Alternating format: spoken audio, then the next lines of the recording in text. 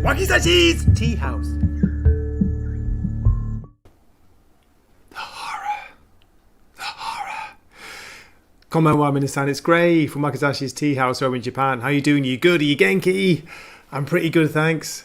It's been a while since I've done a stream, so I'm feeling a little bit nervous for some reason, but yeah, what are you going to do? So it's, what time is it? 7:30 p.m. in the evening over here in Japan. And yeah, I've had a weekend of Vietnam movies. I started off watching Apocalypse Now. First time I've re-watched that in a few years. And then I went on to watch an Australian Vietnam movie called Danger Close, which is surprisingly good. Recommend that, Danger Close. Crappy title, but really good Vietnam movie from the Australian soldier's perspective. And then last night I was watching... it's kind of Vietnam movie, isn't it? Post-Vietnam movie, the original Rambo, the First Blood with Sylvester Stallone, which I think has aged really well. I love that. When I was a teenager, when I was young, I used to watch that for the stunts. I was big into stunts when I was a crazy little kid. You know, I wanted to be a stuntman. Look how that worked out. So yeah, I remember rewinding and rewatching. There's some crazy stunt scenes in that movie. I don't know if you've seen it, if you know what I'm talking about. There's one point where his character, John Rambo, he's trapped on a cliff edge and he's kind of going down a cliff and he's getting shot at and he just launches himself off the cliff, diving down into this ravine, hoping a big pine tree is going to break his fall. So yeah, it's weird. Like when I was rewatching it last night, I was like, no way. I used to I remember the scene. I knew when the scene was going to start. You know, where I'd be rewinding the tape and rewatching it back on video back in the day. So yeah, I don't know why I've gone to having a bit of a Vietnam movie, war movie phase at the moment. But anyway, let's get on to Apocalypse Now. What a film. Let's just see who's in the chat. Oh, hey, how's it going? No way. Where are we? Nay's in the chat. How you doing, mate? Good to see you. Are you off today? Or are you working? It's Monday, isn't it, where you are? So it's Monday evening here. And the one and only legendary Mick Cope is in the chat too. First Blood is a great film. It is. I think a lot of people either don't know it or have forgotten it, but I think it's aged really well. Yeah. A great performance from Stallone in that. And, well, the other characters, the other cast members, Brian Dennehy's in that, and he's brilliant. And there's a young, is it David Caruso, ginger-haired guy who went to play on, was it one of those Law and Order or CSI shows? Became famous for that. What else? Oh no, was it NYPD Blue? Something like that. Oh right, it's Easter Monday. Nay. Okay, thanks mate, I've forgotten about that. Well, happy Easter everyone. Have you had some eggs? Chocolate eggs or real eggs? I've had quite a few eggs, but no chocolate ones yet.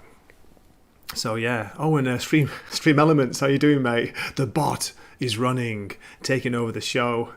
So yeah, going back to, as I say, what I'm talking about, Apocalypse Now.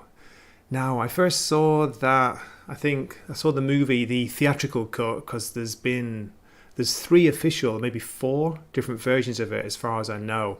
I saw the original theatrical cut probably on either TV or on VHS back when I was a teenager, and loved it. You know, really loved it. Maybe a lot of the deeper side to it, the philosophical ideas in it, maybe they went over my head at the time, but yeah, I remember being so impressed with just the visual nature of it, because it is such a visual movie and oral as well. The soundscape, not just the soundtrack, but the sound effects. There's a weird, I think people forget, there's quite a creepy and very good weird electronic soundtrack to it, as well as the iconic songs like The Doors, The End by The Doors. Who can forget that?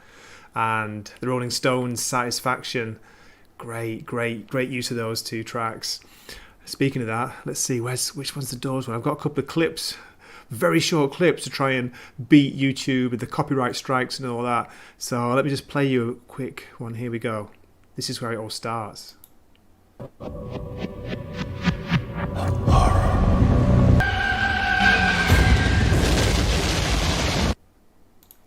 Wow, what a shot that is. I mean, you know, back in those days, back in the 70s, like late 70s, it was all, of course, practical effects. They had to get it right. Whether it was probably only got one take, didn't they, with something like that huge like explosion where you see the napalm supposedly going off in the jungle. Amazing. I've also been watching Hearts of Darkness, you know, the documentary that was, I think it was made by Francis Ford Coppola's wife. Is that right? I've not quite finished that yet, but I've seen that before. I've seen that again years ago, and I remember, you know, some of the stories from that documentary. It made the film even more legendary. The kind of things that were going wrong, you know, the crazy moments, the crazy happenings that were going on at the time. So, yeah. Okay, Nathan saying visceral or visual or both. Wow. Using some fancy words there, and they both begin with V. I'm impressed. That's cool. Yeah, I think both really. Of course, it's visceral too, but the visual and oral, you know, the sonic soundscape to that movie is amazing, in my opinion. So probably first time to see it was when I was not a kid, but probably a young teenager. And then I remember years later when I was going to art college. We watched it there. You know, we were kind of not studying it really, but we were paying attention to the visual nature of it. As it is a beautiful looking film. It still looks good today, and the version I've just watched recently is the final cut, which is a remaster. Supposedly it's been remastered in 4K. Well, I don't have 4K, but it looked great to me just on my PC and on the TV over here. So that was remastered, I think, in 2019. It's, as I say, it's the final cut. And yeah, great version. So cool. But I'm going off on tangents. But yeah, going back to when I was in art college. So I remember watching that with a group of the the guys, and a few of them, I think we had a smoke before we watched it, of course, you know, just to one of those films that you have to get high. So we don't have to, but supposedly, you know, it makes the film even better, man. But yeah, that was fun. Yeah, as Mick says, who doesn't or who does love the smell of napalm in the morning? Smells like victory. Where are we? Is it this one?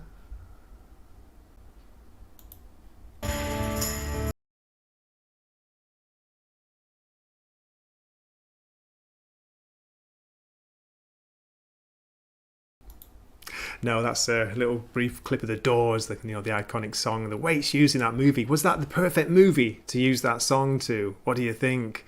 I never forget that. The opening credits, you know, where it's playing and you see just a huge explosion as it comes on. This is the end, but the clips I've taken there, they're from the trailer for the final cut. It's a beautiful quality trailer. It shows off the restored film, the visual nature of it and the sound, so I recommend that. And the way the clips things works on YouTube, as far as I know, I've had this from friends who've done it before, and good advice I think is you've got to keep your clip, keep it shorter than 9 seconds. It's about 8 or 9 seconds, and you can get away with it even with it's got music on, because they kill you for playing music. My channel's still not monetized. It's only a small channel, so hopefully it doesn't really matter, and just take it out afterwards if they want me to. But anyway, where were we? So yeah, I thought I had a clip of the iconic line from it's not Kurtz, is it? It's Kilgore. Is it Colonel? Not Colonel. Or Captain? Jesus. Kilgore, Robert Duvall. What a great character. What a great performance in that.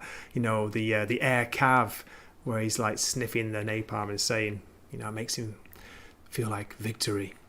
So, and then Heart of Darkness is also the title of the book. Yeah, I read that back in college as well. I read it a few times. I always want to say Joseph Campbell, but that's the myth guy, isn't it? The myth-making guy. That's Joseph Conrad. Is that right? He wrote Hearts of Darkness. I've read it a few times, and yeah, it's a good book. It's cool. Okay, Mick Cope is saying he was disappointed with the Conrad book. Maybe should give it another chance. Well, don't forget how old it is now. It's ancient pretty much, isn't it? Parts of it are good. it's not amazing. I think the Coppola took parts, from what I've heard, Coppola took parts of the script, which was written by John Milius, who is a great writer and director. He made one of the best fantasy movies ever, Conan the Barbarian, the original with old Arnie, John Milius. So it was his script, and Coppola was using parts of Hearts of Darkness as well, some ideas that he had of himself. And did you know they completely changed the ending? The original ending was completely different that Milius wrote. Apparently there was supposed to be a huge kind of like battle, a huge shootout between the Marines and Colonel Kurtz and whoever was there, his army, and the VC, the Viet Cong. But Coppola didn't like it. He thought it was a bit of a letdown because there'd already been so many iconic action sequences in the movie, especially the Flight of the Valkyries, the air cav attack on the Vietnamese village. So yeah, it changed the ending, and I think the ending's awesome. It's, if they'd ended it with like a big action scene, yeah, it probably, it would have been more entertaining maybe for the regular popcorn, eating movie goers. But despite that, it was a huge hit. It was apparently Coppola was worried. He thought it was going to be a failure.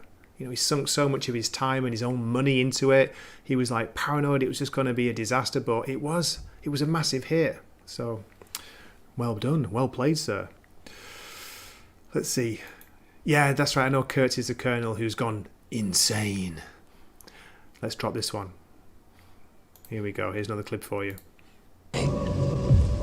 Terminate with extreme prejudice. I love the smell of napalm in the morning. Okay, there it was. There it was. There was the clip. I forgot I put it on the end of that. Yeah, great. Kilgore. Okay, Kilgore is a lieutenant colonel, right? Do you know there's one scene in Final Cut which I don't remember. It's not in the theatrical cut, but there's kind of there's a bit of a comedy scene with Martin Sheen, is it not, Charlie? Yeah, Martin Sheen, who plays Willard. His character, possible spoilers for anyone who's not seen it, but I say this is not in the theatrical cut, but I had no idea about this scene. Martin Sheen's character steals Kilgore's surfboard. It's like a really goofy scene in the middle of, it's like really kind of serious, like not serious, but it is kind of more serious movie, isn't it? And then this scene is weird, and I don't know if I liked it or not, seeing it in the final cut. It took a little bit away from Willard's character, if you know what I mean. That's what I thought anyway. Yeah. So how about you in the chat? Have you seen the final cut? Of course you've seen the original, like theatrical cut. Have you seen the Redux version? I think that came out in around 2002, something like that, and it's the longest version. It's got the most like put back into it, and I think I've seen that as well, again years ago, but that was just too long. It did feel overstuffed. So yep, a nice quote from old Mojo Rising, Jim Morrison, from Mick Cope there. Of our elaborate plans, the end. Of everything that stands, the end. No safety or surprise, the end. I'll never look into your eyes again. Yeah, right. Before I die, I want to hear the scream of a butterfly. Jesus, what's happened to the stream? It's getting really, really dark, isn't it? We're going into the Doors lyrics, so yeah, what do you expect? I'm just going to zoom in. The camera's shaking a bit, so let me lean it against the PC there. There we go. How's that? Is that better? What's this here? So, taking the surfboard would take away from Kilgore's character. Yeah, as I say, it was a weird scene, and it did feel like, it kind of added in, and it didn't really fit. It a little bit too goofy, and then you had Kilgore trying to find them. You can hear in the helicopter, and he's like playing this tape of his recorded, say, okay, just give me the surfboard back. I'm not gonna hurt you. I'm not gonna press charges. You've had your fun, but that surfboard means a lot to me. And all that. It's like, yeah. Anyway, we've gone full poetry. I first saw that comment, Mick. I thought you'd said we've gone full potty. Potty? Who's gone potty? Who's talking about potties? got one more clip as well. Let me show you this one. This is cool. This is a kind of amalgamation of the whole movie, just in a very short clip. Is it this one? Is this one I've not played yet, or is it this one? We'll soon find out.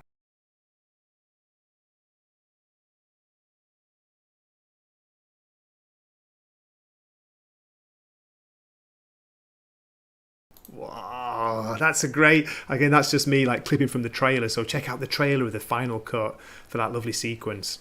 So cool.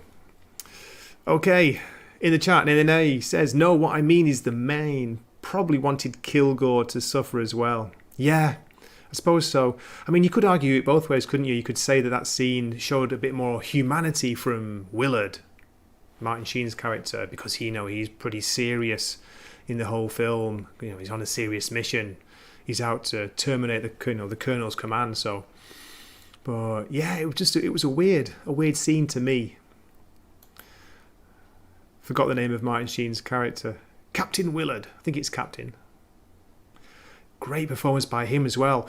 Also, did you know, you probably do, did you know that they started filming it with, it was Harvey Keitel was playing the lead role. And I don't know how many days, it might have just been the first day of filming, they decided to drop him and go for Martin Sheen instead. So I didn't know that. I found that out from the documentary, which I say I have seen years ago, but I'd forgotten that piece of information. So that was cool to learn about that. What do you think with Harvey Keitel? I mean, still a great actor. Back in those days, he was very good too. But I think it's Sheen. Sheen is he is the perfect part, just like Brando as Kurtz. Because there were problems with Brando too, with the filming. Taking longer than they expected. His start time was going to be changed, and apparently he was going to pull out. He'd been promised payment for 3 weeks of filming, and he's going to get $1 million a week, $3 million. Now think about this is back in 1977 or 8, because the movie came out in 79. So that's a lot of money. It's a lot of money to people like me, of course, now, but that was a hell of a lot of money back then. So $1 million a week, and they're giving him $1 million in advance, and he threatened to just pull out. So like Coppola was thinking, oh no, what's going on? He's going to take the money and run, kind of thing. And he was talking about the possible replacements. He'd already spoken to Robert Redford. He'd spoken to Jack Nicholson. There's one more actor I can't remember top of my head. So they just wouldn't have worked. I think Al Pacino as well. No, it's not Kurtz. You need an older man, a more mature man, like someone like Brando, with the presence of him. And also, he was supposed to be he was kind of embarrassed of his physique, of his, the size of him at that time, which I don't think is too bad, but that's why he insisted he was shot in so much shadow. When you first see his character, you don't see him, if you know what I mean. You hardly see him. Where are we going? Okay, Mick Cope is saying, absolutely insane. As are all wars, exactly. Brando was also method, says nay, nay, nay. And at times, he would stay in character for days. Yeah, I believe so. He was also probably half nuts. Well, I think most actors are, aren't they? Half crazy or completely crazy. Is that right? Cheers. Okay. I've got a couple of articles to have a look at as well today. Let's have a look at this one from Screen Rant. See how we can share it. Now, this is going into the 4 different versions of the movie. Here we go. Share that. Okay. Oh, Gray's disappeared. Let me put myself back on.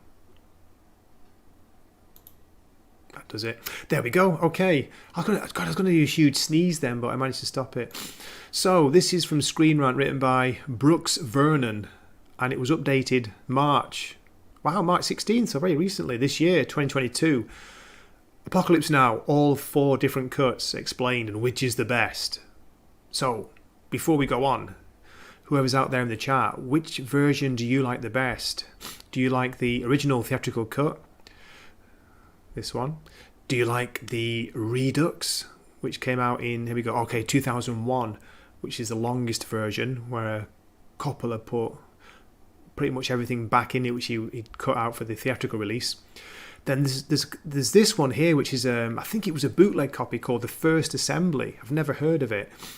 It says here it floated around over the years. It was a bootleg copy of the film's first assembly cut, which is basically the very first edit of the film, which features every scene that was shot.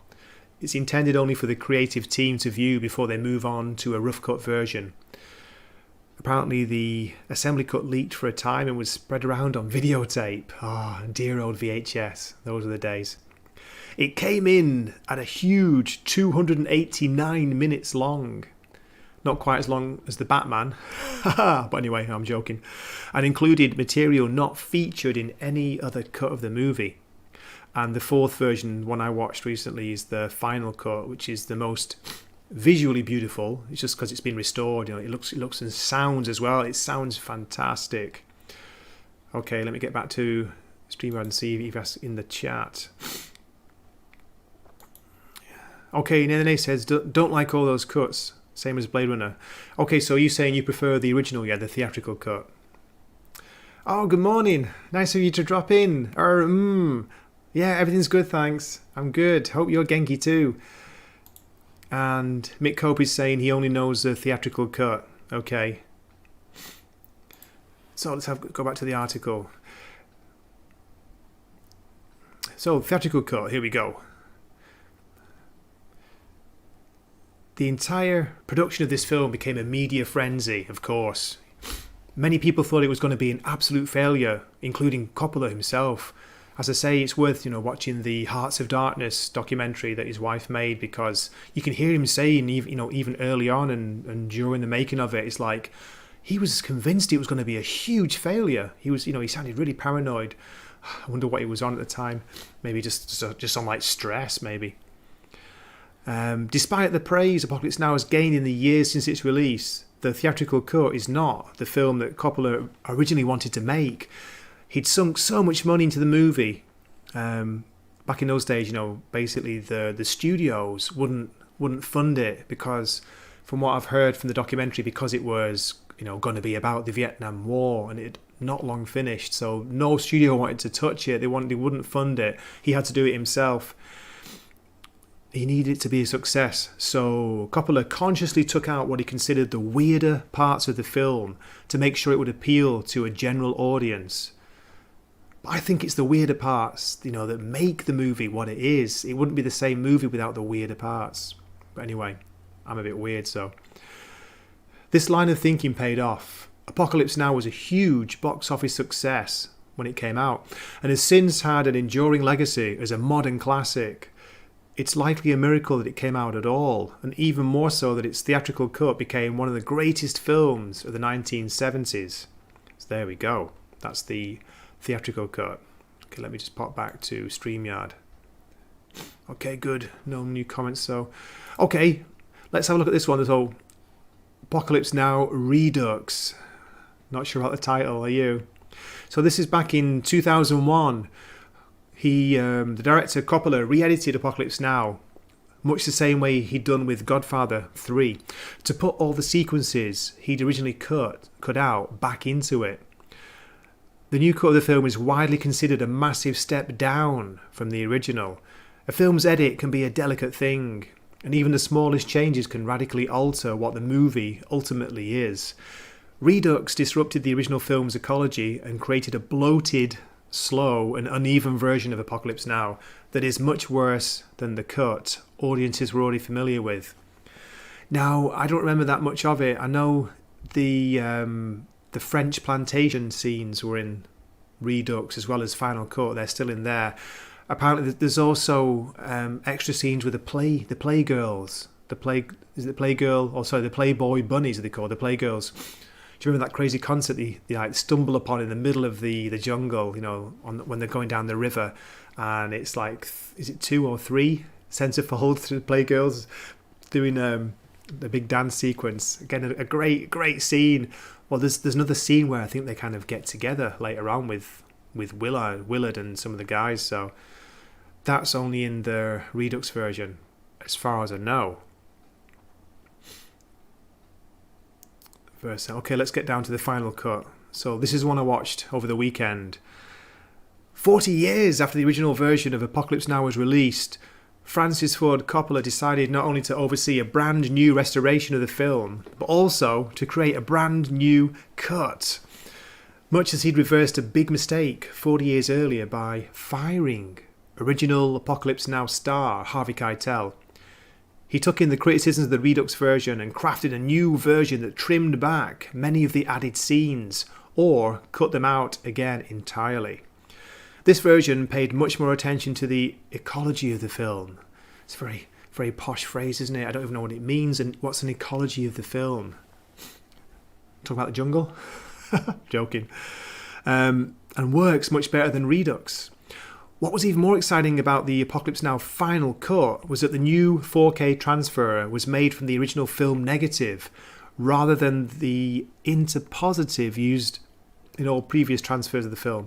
So the final cut is definitely the best looking of all the versions, and is the one that Coppola himself is the most proud of. Now I'm going to come back to this in a sec, guys. How are we doing? Oh, hey Courtney in the chat. How are you doing? Oh yeah, phenomenal film. Absolutely love it. As I say, I've just been revisiting it over the weekend and it blew my mind yet again. Nice to see you. Thanks for dropping in. I'm just going to drop a quick clip because I've got a bit of an allergy at the moment, so I'm going to have a quick nose blow. Here we go. Oh God, I'm still there. Very obviously, he has gone insane. You hear that? I'm sorry. This is the end. I thought he muted it when I showed. Okay, let's go full screen this time. Let's do this one.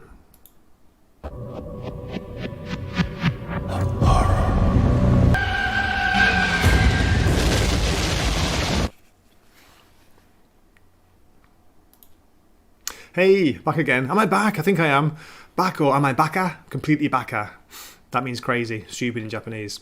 So, let's go back to the Screen Rant article. So which one do you think they're going to choose as their favourite? This is Screen Rant, yeah? Are they going to choose the original theatrical cut or the Redux, the longest version? Are they going to choose the final cut or the bootleg one? Let's have a look. Let me just get back to this. So we share our screens like this. Boom. Okay, at the bottom of the article, so they're saying why they think the theatrical cut is the best version.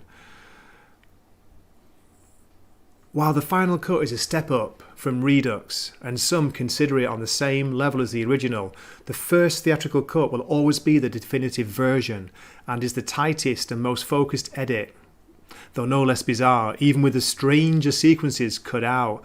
I don't know. Does it cut all the strange sequences out? But anyway, that being said, Francis Ford Coppola's new cut of Apocalypse Now is still a fascinating companion piece to the original, and Coppola has made all versions of the film easily available to the public, even packaging the theatrical cut and the Redux together in the DVD releases. Something similar may happen with the final cut.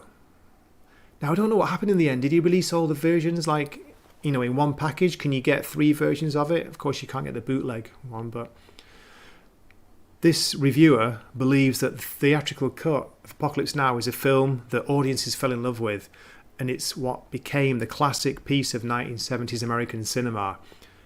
The existence of the other versions shouldn't create competition as to which version is best, but it serves as an opportunity for audiences to see how much a film can change by taking out, putting in and rearranging the edited sequences. The hope is that Coppola is finally satisfied with the movie, that there's now a cut of Apocalypse Now he can fully stand behind as a movie he set out to make. So there we go. Again, let me get back to the top of the article. This was from Screen Rant. It was published in March this year, and it was written by Brooks Vernon. Okay, I think I'm back now. Okay, Courtney, you were 1 year old when it came out. Wow. But you had the double VHS tape set when you were older. Yeah, that's so cool. A double VHS because it was long, wasn't it? And then Nene's asking, but have you seen Tropical Thunder, Grey? Yeah, I have actually. I haven't seen it for quite a while. I'm looking to rewatch that. Yeah.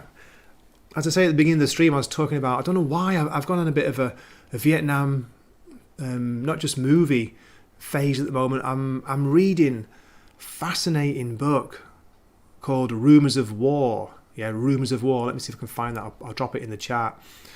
It's brilliant. The most famous book I heard about the Vietnam War was a book called Dispatches. Excuse me, but Rumours of War. Let me just check it in here. Rumours of War. Oh, I can't find it.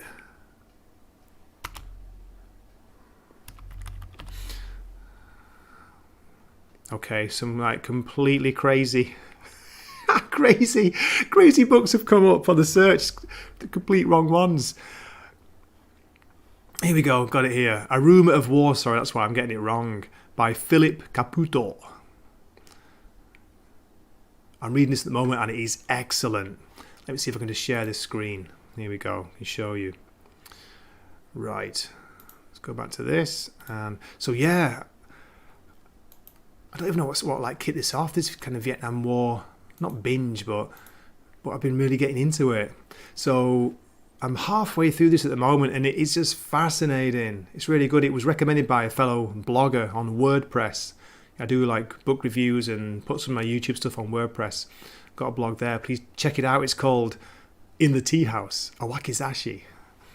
I know, right? What am I like? So, as I say, before I started reading this book, the one I knew the most was one called Dispatches. But this one is being called the classic Vietnam memoir. And it's as relevant today as it was 4 decades ago. So it's written by, he was an ex-Marine, Lieutenant Philip J. Caputo. And he served in Da Nang, he served in Vietnam. I tell you, I'm only halfway through, but it's so well written. I think he might have been an English major or something. You know, he doesn't just write it. He writes it from a soldier's perspective, but also, you know, he's very good at describing the scenes, beautiful descriptions in there. Also some terrifying, horrific, like, you know, grotesque descriptions as well. He doesn't pull any punches. So recommend that if you've got any interest in it. Okay, let's get back to the stream. Where are we?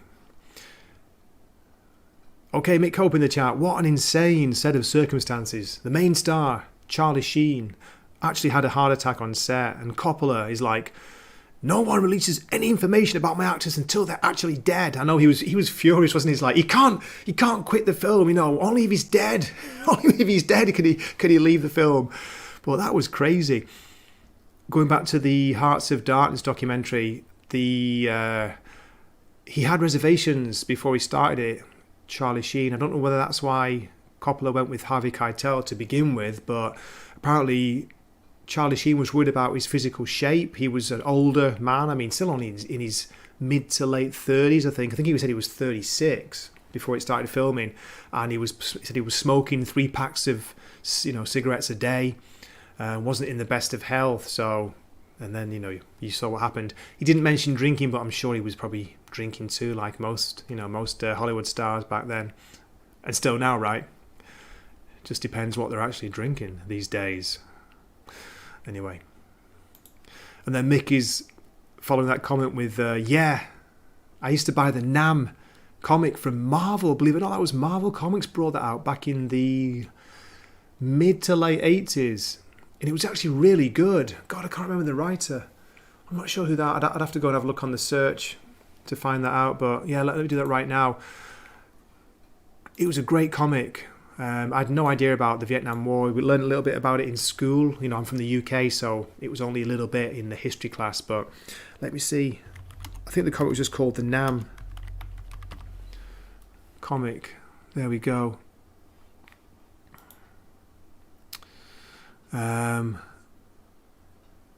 Okay, was it written by Doug Murray? Let me just quickly jump into Wikipedia.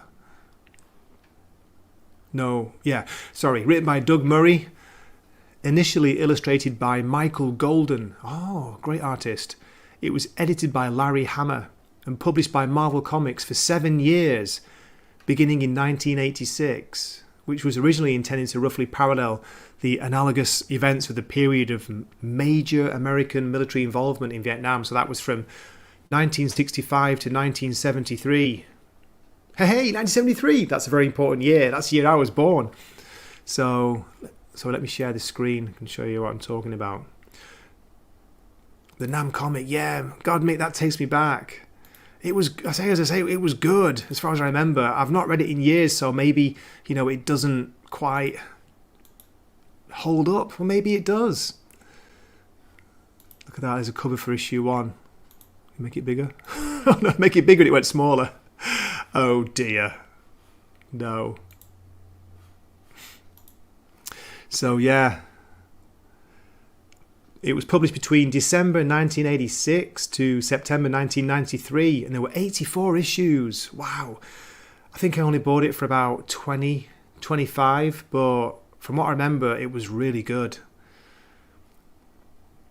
Here we go. We've got a little bit of reaction from a Marine Corps veteran and former Newsweek editor, William Broyles Jr., praised the comic for having a certain gritty reality. But Jan Scruggs, president of the Vietnam Veterans Memorial Fund, questioned if the Vietnam War should be the subject of a comic book and if it might trivialise it. I thought it was really good. The comic has been praised by the Bravo organisation, a notable Vietnam veterans group, as the best media portrayal of the Vietnam War, beating out Oliver Stone's Platoon. Wow. There you go. Let me go back to... I'll show you some images from it. Yeah, there we go. Look at that. I say I can't remember the characters, but there's one particular story that I remember from it, and it showed one of the tunnel rats. The guys used to go down to the tunnels, try and take out the VC who were in there, the soldiers who were like hiding down there or whatever. Try and get information, try and get documents and things. It must have been so scary. Going down basically in pitch blackness. Oh God. They show a little bit of that, don't they, in First Blood, I think, or in one of the Rambo movies. Anyway, as I say, I watched that the weekend too. The original First Blood, great movie, really holds up. Okay, let me catch up with the chat. There we go. It's Courtney, he says, this isn't about Vietnam, but did you read The Things They Carried? No, I haven't read that, Courtney. I don't know. So it's about Vietnam, but not... Okay. Is it good? Do you recommend it? Then Nene says, considering serious films, Killing Fields also comes to mind. And Merry Christmas, Mr. Lawrence. Yeah. God, Killing Fields, that's a hard movie to watch, isn't it? From what I remember. Iconic use of John Lennon's Imagine, the closing scenes of that movie. That was about was it Cambodia and Pol Pot, wasn't it? And Merry Christmas, Mr. Lawrence has got Beat Takeshi Kitano in it. Yeah, never forget that. And of course, David Bowie. Okay, Courtney, something you read in high school. Wow. Oh, brightest day. Thanks for dropping in the chat. Appreciate it, mate. Hope things are good. Don't worry, it's all going to work out. Okay, it's a great read. Thanks. I recommend it. Yeah, that sounds cool.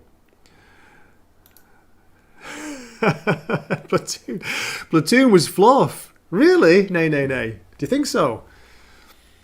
I thought it was good, but I first saw it when I was a teenager. I enjoyed it back then. It's a film that you can, smoke and drink to and enjoy, if you know what I mean. Okay, thanks, Courtney. It's by Tim O'Brien, The Things They Carried.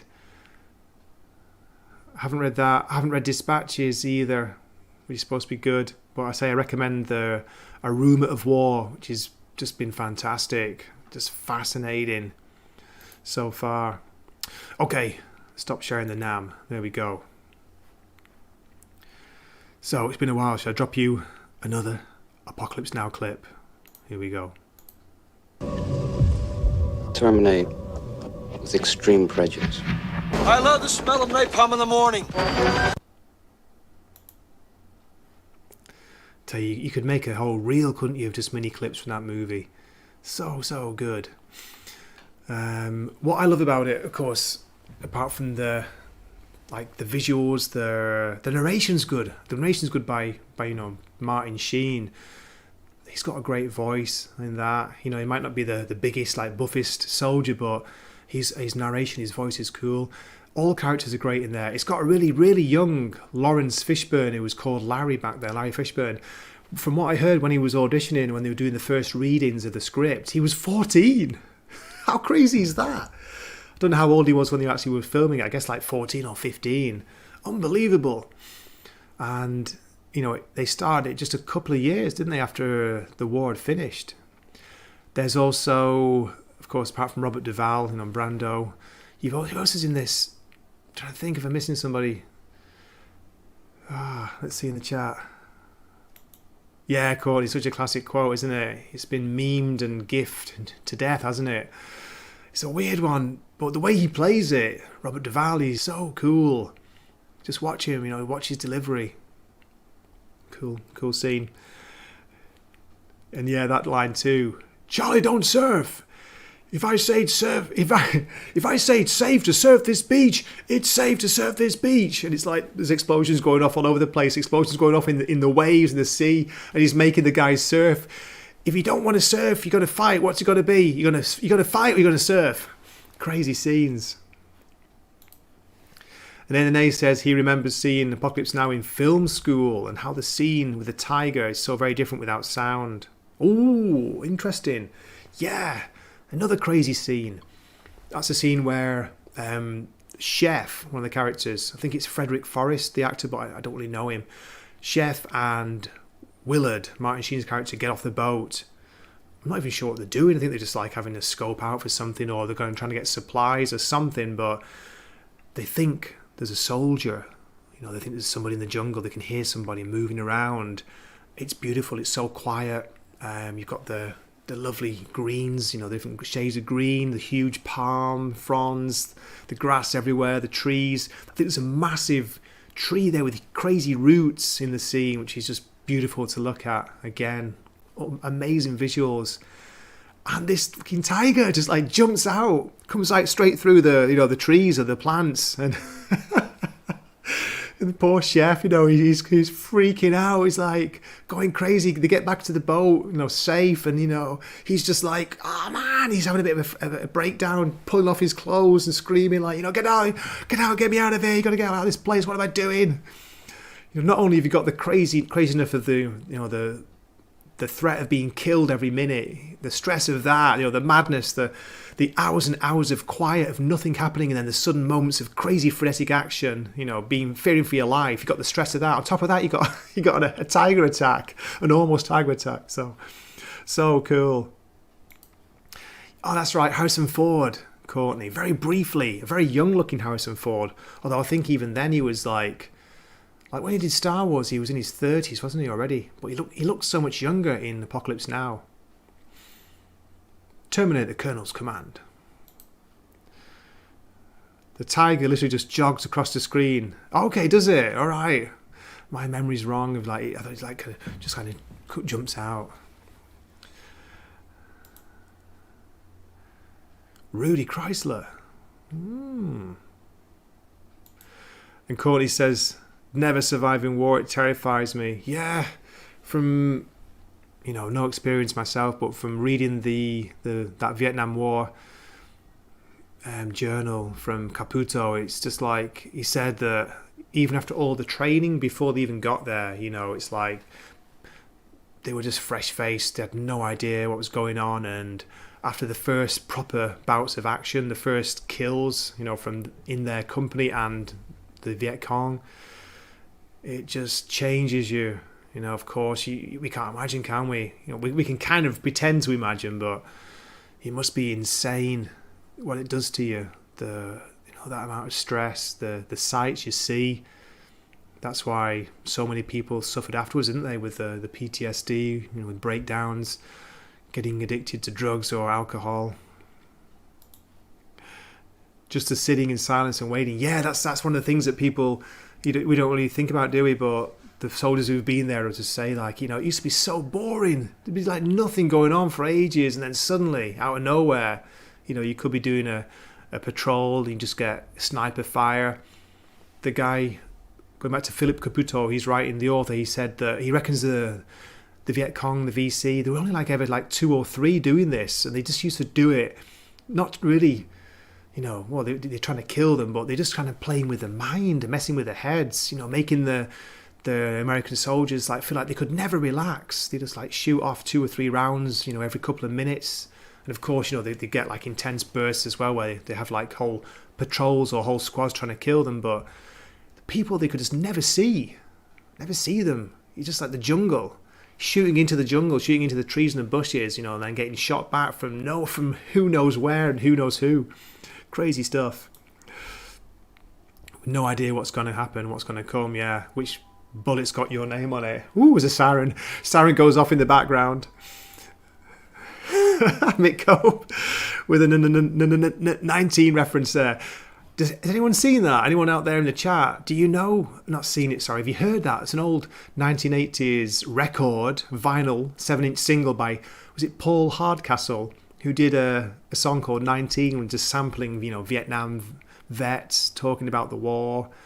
Really like dodgy, not dodgy, just it was electronic. It was a bit like, is it Harold Faltermeyer's Axel F? That kind of electronic dun, dun, dun, dun, dun, dun, dun. It's a bit like that, but a Vietnam version. When you said that, I got goosebumps. Really? I don't know if that's a good thing or a bad thing. And then it's going back to Rudy Chrysler, Harrison Ford. Get it now, G. Oh, Jesus, mate, that went way over my head. That's way too intelligent and clever for me. The point with the tiger is they put a roar on the soundtrack, and that's what makes it scary. Yeah, I know, I get what you mean. Of course, they altered it. The tiger doesn't jump out and roar and scream. It just, as you say, it just comes running. You see it like jogging along. It just appears, and they add the roar for the effect. And the chef's just like, shooting his gun, freaking out. Doesn't get the tiger. The tiger doesn't get them, fortunately. Yeah, exactly, Courtney. The psychological terror. It must have been insane, wasn't it? Can't imagine. Yeah, the average age of the combat soldier in Vietnam was 19. Apparently, was it World War II? It was more like 23, 24. Probably older. I don't know about World War One, but World War Two, they kind of made this comparison between World War Two was in the mid-20s, and then Vietnam it was 19, and there were younger boys, young men there as well, probably, who lied about their age. Yeah, crazy stuff. Okay, how's it going, guys? It's been a while. Let me drop another clip. Here we go. Let's add this one.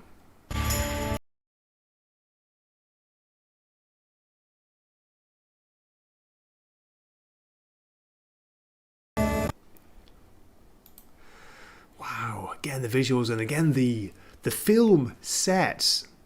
There are not that many sets in there, because a lot of it is the jungle, or I guess they build the village that gets taken out by the Flight of the Valkyries air cav attack and the helicopter attack.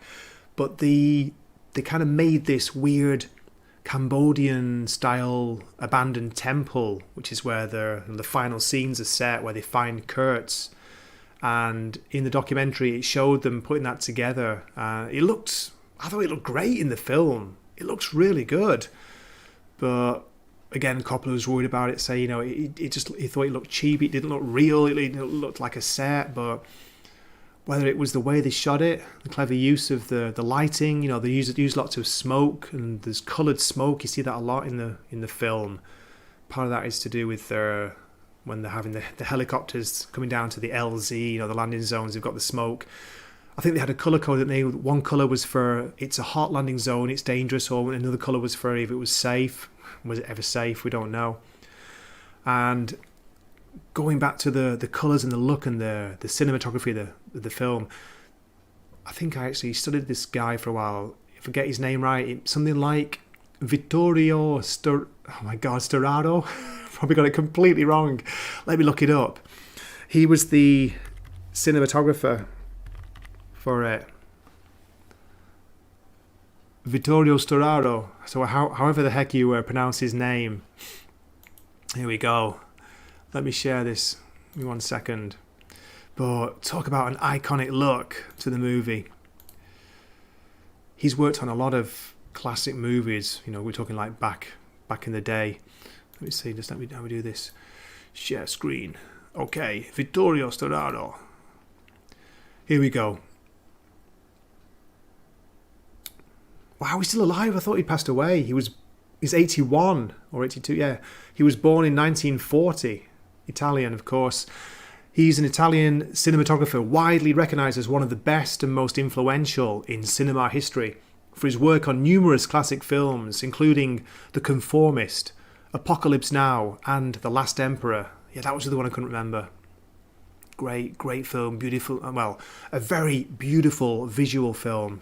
Don't know if it's a great film. Apocalypse Now is, without a doubt, it's an absolute classic. It's a masterpiece, in my opinion. What else did he work on? I don't know. The Conformist. Set in fascist Italy, the film has been described as a visual masterpiece. Interesting. Is that from Bertolucci? Yeah, Bernardo Bertolucci directed it. Okay.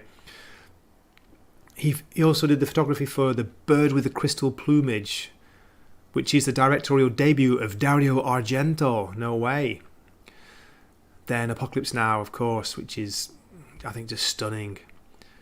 He worked with Warren Beatty for the first time on Reds, 1981. And he won his second Academy Award back then. That was back when the Oscars used to mean something. Right? Did they ever? Come on, they did, didn't they, back in the day? That's it, is it? Other film credits include 1900, Last Tango in Paris, Dominion, prequel to The Exorcist. Wow. One from the Heart, Bulworth, The Sheltering Sky. Oh yeah, I've seen that. That's a very visual movie again. Ladyhawke. No way. Tucker, The Man in His Dream, Tango, and Goya en Burdeos. Burdeos. Wow. Okay, so there we go. Vittorio Storaro. Again, the Siren. What's going on tonight, guys? Do you know?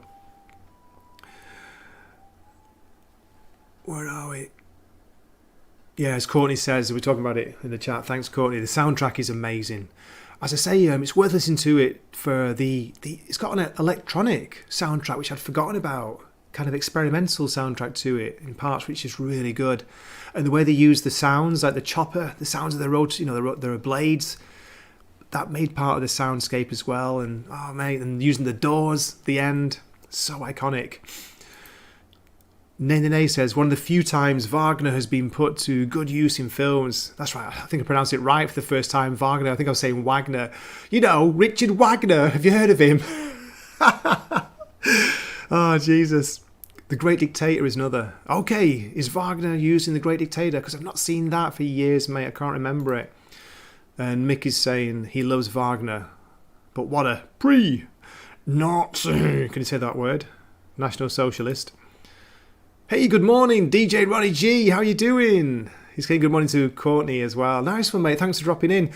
No way, I didn't expect anyone to be watching, to be honest. I thought it was just going to be me talking to myself because I know the time is crazy. It's early morning for you, isn't it? Monday morning. It's late. Not late. It's night time for me. It's 8:30 now, PM. That's right. Wagner, I know. Richard Wagner. Don't you know Richard Wagner? Okay. Yeah. Cool stuff. Okay. Seeing as DJ Johnny's just dropped in, let me throw you a little clip. I think this is my favourite one. Is it this one? Get the right one.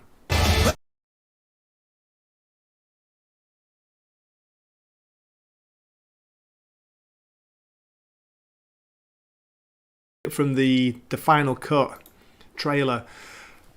Who could forget? And I've completely forgotten. Dennis Hopper being Dennis Hopper in the movie. He's only in for a short amount of time near the end, but do you remember the scene where he just goes off on a crazy... I think there were two scenes where he goes off on a crazy, stream of consciousness style monologue where he, I think he was on LSD, on acid or something, where he's talking about fractions, man, fractions, and just goes off on one. Oh, I wish I could remember it.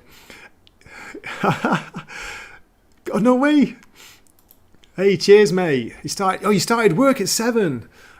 Are you already at work? Well, good luck and have a good day. I've finished today, thank goodness. And Courtney says hi. It's bedtime for you, is it, Courtney? Because you're a nocturnal animal. Are you an owl? That's cool. The speech at the end. And Wagner wasn't anti-Semitic, despite popular belief, just misused by the National Socialist Party. Hence why Chaplin also chose to use his intro from Lohengrin, I don't know how to pronounce that. Wow. Thanks for that comment, NA. Look at NA dropping the info there. Flipping it, mate. Blowing me away. Indeed, oh my gosh, I've got to revisit that. Yes. 5:30 p.m. obligations when you get to sleep soon. Yeah, you go for it, don't worry, take care. Yeah, man, Dennis Hopper was totally out of it, says Mick. Great performance. So cool. Who? Oh yeah, you've been an owl. Thank you. Okay, there's one more thing I wanted to do before I finish. I'm going to keep this a short stream. It's coming up to 55 minutes, so not too much longer. There's a pretty interesting article from Rolling Stone, okay, and it's talking about the final cut. I just want to read a little bit from that, if it's okay, before we finish. So, let me see if I can share screen again. Where are we, Rolling Stone? If it'll let me read it, you know, it usually gets put behind a paywall. You can see one article a month and then they ask you to subscribe. So this was written in 2019 in August, and it's about Apocalypse Now. This is when the final cut was being released. It got limited release at theaters in America, I guess. I don't know about overseas as well. Didn't get it in Japan, or if it did, it was probably only the big cities like Tokyo where, you know, I can't see, unfortunately. I wish I'd seen it on a big screen. I'd wish I'd got a chance to see it on, you know, in IMAX. Imagine that. So, sorry, this was written by David Fear the Reaper. Great name. He starts his article with a little quote, kind of a quote, or he's paraphrasing what Robert Duvall's character Kilgore says. About a mile out, he says, they'll put on the music. The kid looks confused. Music? Just a classical piece. The boys love it. Put on Psy-War Op. So apparently, I think this was made up. You know, maybe they did this kind of thing. Because do you think they could hear it? They played Wagner's Flight of the Valkyries over, you know, loudspeakers from the helicopters when they were coming in, attacking that village, and that amazing scene, you know, where you see them, the air cav attack. So, what do you reckon? You probably couldn't hear that, could you? If they did do it in, you know, in real life. Over the sound of the choppers, the blades, the explosions, just the craziness. But what a scene. You see part of the scene being filmed in the documentary in Hearts of Darkness, and, you know, it's pretty much that just one take, because they had one take. Think about how much explosive they were using, all the practical effects, the timing for everything. I wonder how many different cameras they used, you know, how many different angles they filmed it from, but it looks amazing. Stunning. Now imagine making that today. They'd just CG it, wouldn't they, probably? You know, you might have a practical jungle scene in the background. You know, it might be shot on a real location, but I can't see them doing it real. They'd do something like they do in Midway or Pearl Harbor, just CGI everything. And you're like, here we go with a computer game. Okay, where are we? I'm not going to read the whole thing because it's a long article, but there was a bit down here. Here we go. Now this is Francis Ford Coppola talking about the original, the theatrical cut, and comparing it with the final cut, which came out in 2019. He says, when we were releasing the film in 79, my feeling was we knew it was too long and too weird. But again, it's the weird that makes it, in my opinion. The film was surreal. My feeling was the war was surreal, so anything trying to get to the heart of it was going to be out there. But distributors kept telling us, make it shorter, make it less weird. You know, otherwise it wouldn't get a release. So we did. Then, when folks were making my wife's documentary, 1991's Hearts of Darkness, huge recommend, they had access to all of the hours and hours of footage. And by that point, the mainstream had sort of absorbed what we were doing in Apocalypse, so it didn't seem quite so weird anymore. Ironically, it was the distributors who came to me and said, well, you have all this stuff, why not put what you cut back in?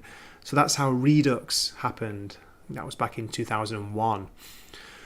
So Francis Ford Coppola continues, I always felt the first version was too shortened. Not too short, just too shortened. And the other version was, well, maybe we shouldn't have put everything back in. A movie is in service to a theme that runs through it, and I always felt that Redux never quite supported the theme of the film as fundamentally as I wanted. So we started with the second version because that already had the restorations and the corrections, and we began to tweak from there. I didn't intend to make a new version, but I felt that this being longer than one and shorter than the other was the perfect blend. Thus was born Apocalypse Now, Final Cut, or what some Coppola has privately referred to as, some say that Coppola has privately referred to as the Goldilocks edit of the film. You know, a just right amalgamation of both previous iterations. Not too hot, not too cold, just right. Something that seems equally sprawling yet tighter than either of the versions we've come to know. So, again, this is the reviewer writing this. Some 14 minutes have been taken out. Several game-changing redux decisions remain. Notably, the PBR Street Gang's water skiing excursion coming after their Colonel Kilgore misadventure rather than before, as it does in the original. Did you get that? I didn't know that. They changed the order. That's a great scene again where you see Lance, the surfer, and he's water skiing and they're playing Satisfaction by the Stones, and you got young Larry Fishburne doing a really cool dance to it. Like, he's so amazing, like where he moves so rubbery. And wish I could dance like that, you know what I mean? Where are we? So it's a move that makes the boat's crew seem less gonzo from the get-go and more like guys deservedly blowing off steam.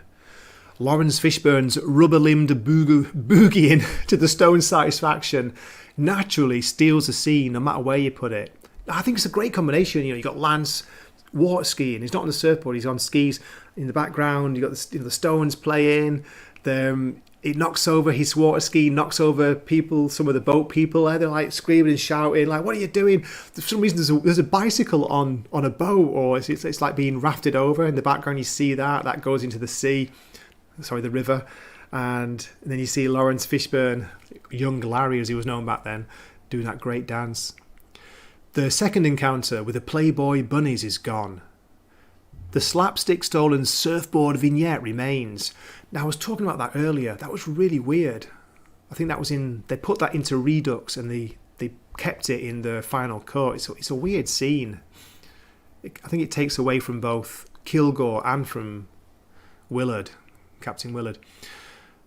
Though the immortal Young and the Restless line, there are two of you, one that kills and one that loves, has, for better or worse, been left intact. More important, this Apocalypse Now retains the centre can't hold insanity of its on-screen journey and the off-screen legend of behind-the-scenes creative mayhem that has always made this movie feel like a singular cinematic fever dream. It does feel like a fever dream, doesn't it? It's so good, it's so incredible. If anything, seeing this new Hollywood landmark last gasp in such a clean, crisp, larger-than-life state emphasises the multitudes it still contains. Now, this reviewer's seen it either on IMAX or, on a huge Dolby Atmos theatre screen with great sound, great visuals. Where are we? You might notice that, say, when a CIA agent is cutting into a slice of roast beef during the initial meeting between Martin Sheen's Captain Willard and his military overlords, it mirrors that awful slaughter of the bull near the end. Oh, what a scene that is. That always freaks me out, that. I can't watch that. It's just like, oh. You may take note of the tenderness that Robert Duvall's Kilgore, always and forever a goofy foot, displays toward children and babies during his siege on a Vietnamese village. Don't know about that. You may find yourself really noticing for the first time the chorus of crickets that accompanies Colonel Kurtz's final breath. Or you may find yourself identifying with Chef or Clean or even Dennis Hopper's countercultural motor mouth instead of Willard this go round. Viewers never step in the same river twice. There we go. Okay, stop sharing that. After that, I've got to play this, haven't I? Which is the one where... lost it now. This one, maybe? Very obviously, he has gone insane. This is the end. No, wrong one. This one.